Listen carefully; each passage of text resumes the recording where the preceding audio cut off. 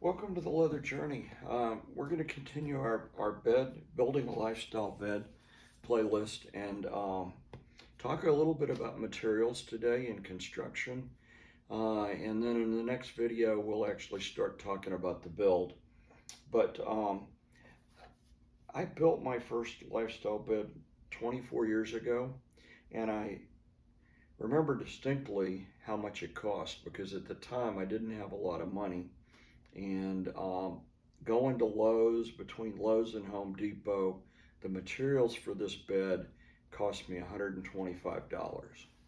And that may sound like a lot of money to you, but if you compare $125 and the bed that I ended up with compared to a bed that you would go and buy at a furniture store, I think you'll see that $125 is pretty cheap for a bed.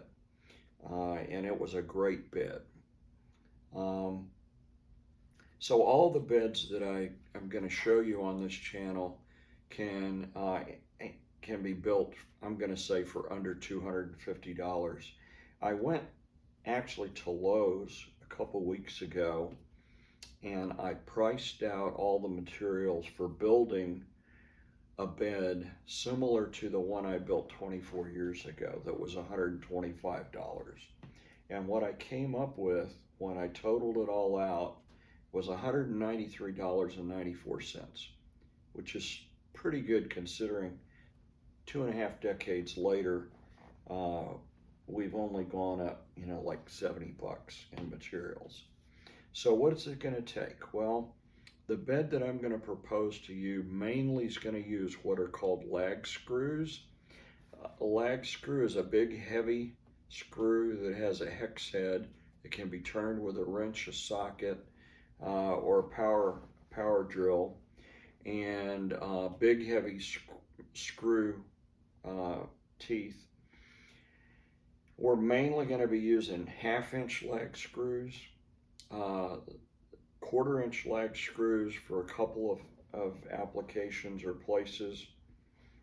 And lag screws have gone up a little bit in price. Just in the top of your head, kind of consider that they're going to run 75 cents to $1 a piece. And you're going to need 28 of them. 28 1/2-inch lag screws. You're going to need 4 1/4-inch lag screws. For corner posts, we're going to use 4x4s. Most of the 4x4s you find in Lowe's are going to be pressure treated. I personally don't like using pressure treated lumber when I'm building something that's going to be indoors all the time. So I'm going to ask you to research your local lumber yards and source 4x4s that aren't pressure treated.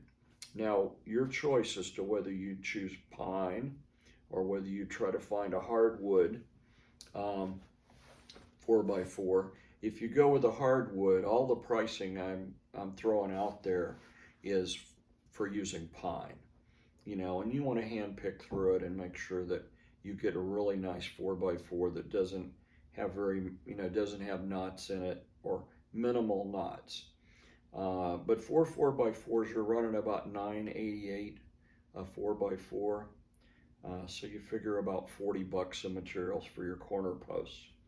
Then I'm going to propose we use real heavy lumber for our headboard, footboard, and bed rails. I use 2x8s for my bed rails, and then for my canopy rail that goes around the top, I use a 2x6. But for my mattress rail, my pillow rail, the side bed rails, I'm all using 2x8s. So pretty heavy lumber. And there's actually very little difference in price in a 2x6 and a 2x8. I think a 2x8 runs about 13 cents a foot more. Okay, so how are we going to hold the mattress up? Well, this is the key. We need steel bed rails that are going to bolt into the 4x4s at the headboard and the footboard. So the old-fashioned bed rail that when you get to the end of it, it has a bolt hole for you to put your lag screw through and bolt right into the 4x4. That's what you're going to need. And how long do you need one? Well, it depends on whether you decided you're making a twin or full, or whether you're jumping up and making a queen or a king. You need 75-inch long bed rails for a full or a twin, and you need 80-inch long bed rails for a queen or a king. So let's just real briefly do a picture so we can visualize what we've got. We're going to use 4x4s for our corner posts, and we'll get deeper into the drawing as the series develops, but right now we're just going to draw 4 boxes, and between these is going to be an iron bed rail that bolts into the 4x4s with lag screws. Okay, and that is what your mattress is going to sit on. And we'll need old-fashioned bed slats to go across to hold the platform, box spring, whatever you're using for your foundation, right? Now, ideally, these mattress slats are made out of hardwood. The traditional old-fashioned mattress slat was made out of hardwood. Hardwood slats are a little bit harder to source, so if you do use pine, pine will work, but the pine for this needs to not have any knots in it, so it may require you to dig through the pile of wood. You're looking for 1x4s. I would make my mattress slats out of 1-inch by 4-inch. Okay? Hardwood ideally. If you can't find hardwood slats, then go with real quality pine that doesn't have any knots in it. Okay? So I'll put all of these materials in the description below, but just to run through it quickly, we're going to be using 28 1/2-inch lag screws, 4 1/4-inch lag screws. The 1/4-inch lag screws are what's going to bolt the iron rails, actually